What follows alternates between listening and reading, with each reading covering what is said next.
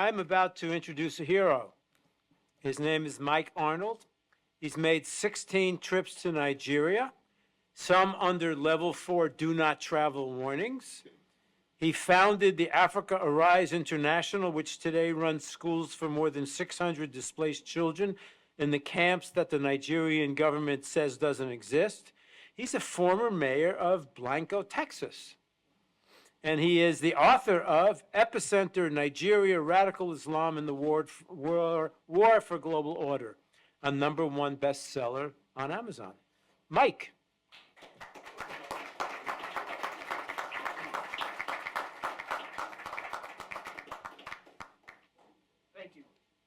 Thank you so much. Everything I'm about to say is factual, so I have 19 pages of references. If anybody wants to question anything I say, it's right here, because some of it might be shocking. Nigeria, the 6th largest nation on earth, on track to be the 3rd largest by 2050.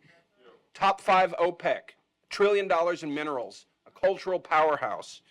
Nigerians are among the most educated and wealthy in the United States, and they do it with integrity, sharing the values that made America great.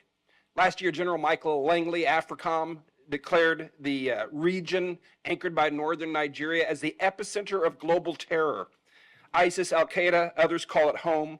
Their stated ambition, full Sharia across Nigeria, and then a global jihad launch pad. The recent Old Dominion shooter was radicalized in Nigeria. Two scenarios. America's greatest African ally, innovative, peaceful, and prosperous, or the greatest security threat of the next generation, a Sharia exporting giant.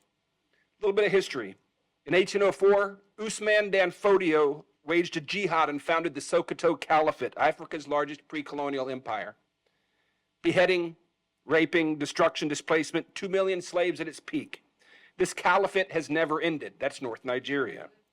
The British found 2 worlds, brutal Sharia north and vibrant, friendly south. They kept the caliphate intact as enforcers, indirect rule they called it, then merged the two in 1914. The South declared independence in 1967, Biafra. The civil war that followed, the British backed the North, which blockaded the South, shot down Red Cross planes. Up to 3 million, mostly children, starved to death. The South fell in 1970. Since then, power has stayed in the North by design, the caliphate. The current constitution, imposed by northern military dictator, mentions Sharia in Islamic terms 165 times. Christianity, 0. At least $9 billion a year in blood minerals are looted mainly by China, paying jihadis and corrupting military and political officials. It was President Goodluck Jonathan in his living room that leaned in and informed me about that. I know a lot of people there. I've been there a lot. Most of this is firsthand. Some key people that have been involved in this. Barack Obama unleashed the current genocide.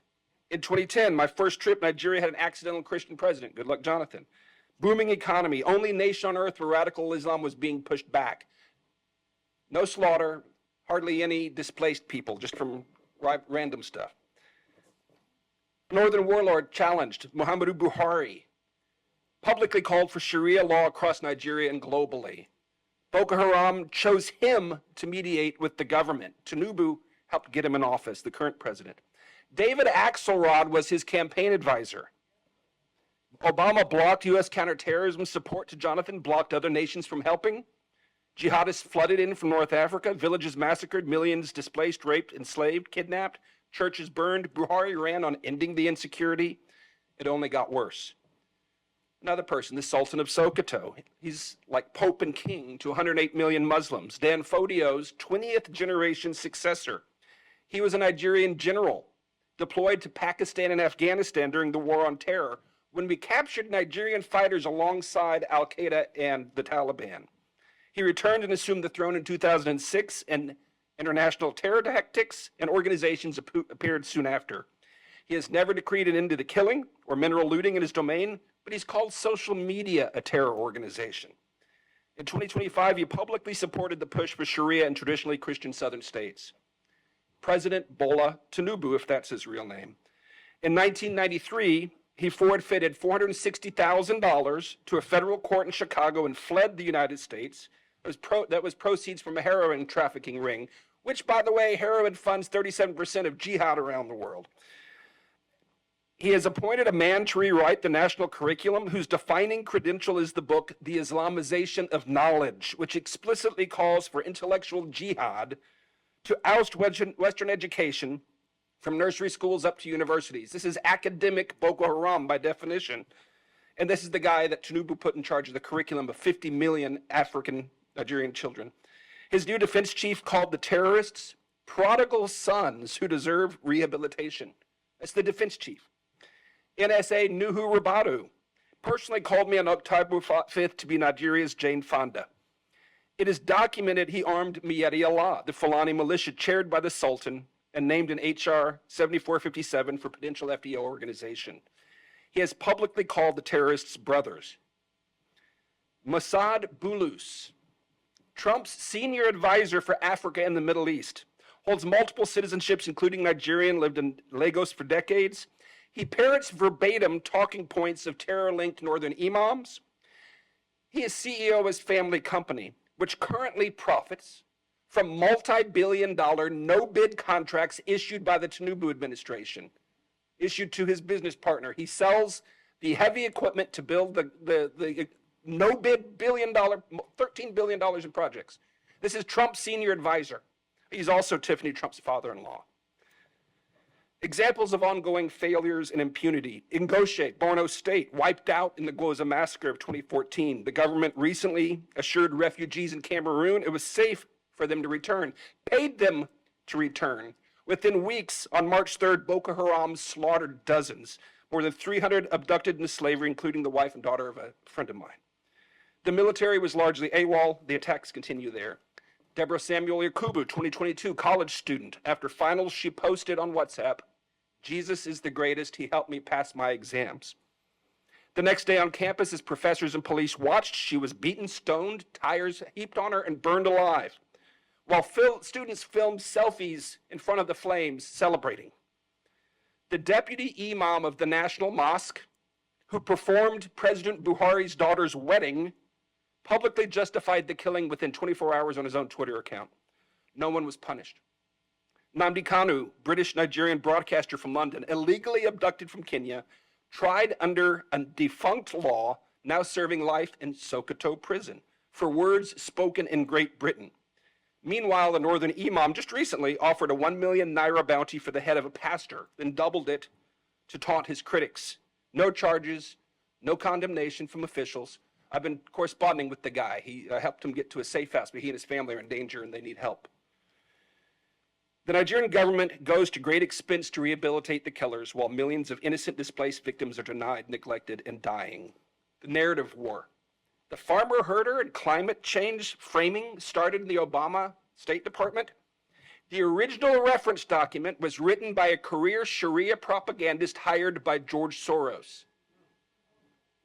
At least $10 million confirmed U.S. lobbying contracts are now running. Former Trump administration officials, Nigerian government lobbyists, northern imams, foreign agents, conflicted advisors, and now even Russian state television are among those working to shield this regime from accountability. The real narrative is this: Nigeria is in the throes of an Islamic conquest.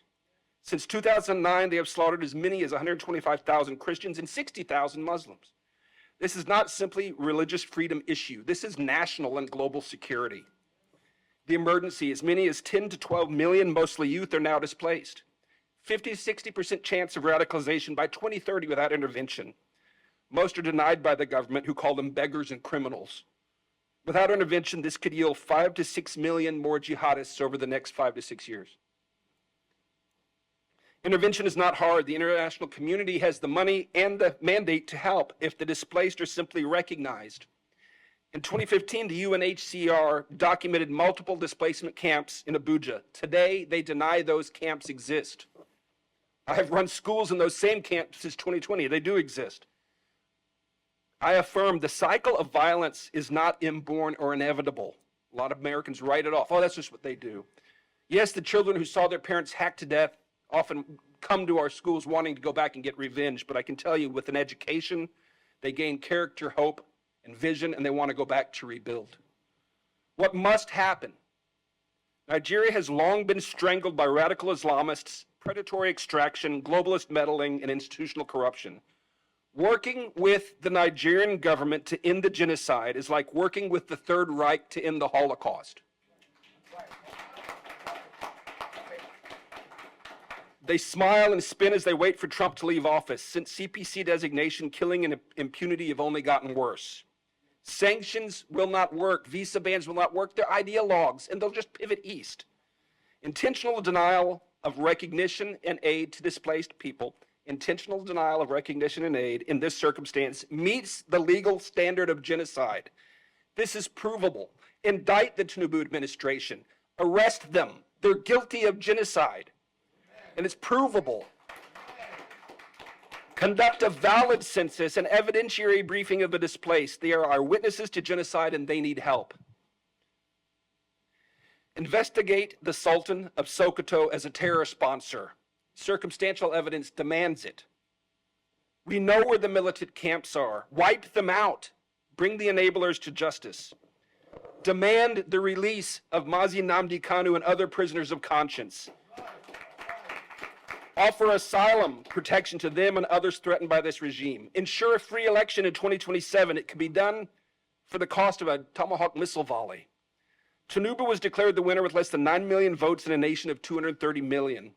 A free election changes everything. Let the people vote on a new constitution and self-determination. Like so many other British colonial contraptions designed to fail, separation is likely inevitable, and it is just. The time is now. Nigeria is at a crossroads. It will become either a peaceful, prosperous ally or a massive launchpad for global jihad. There is no going back to the status quo. If the world turns away after this unprecedented scrutiny, the backlash will be bloody and absolute. The window is closing. We must call this what it is and intervene now, or the current genocide will grow and draw more innocent blood, not just there, but here in the United States. Thank you. Wow. I gotta know you.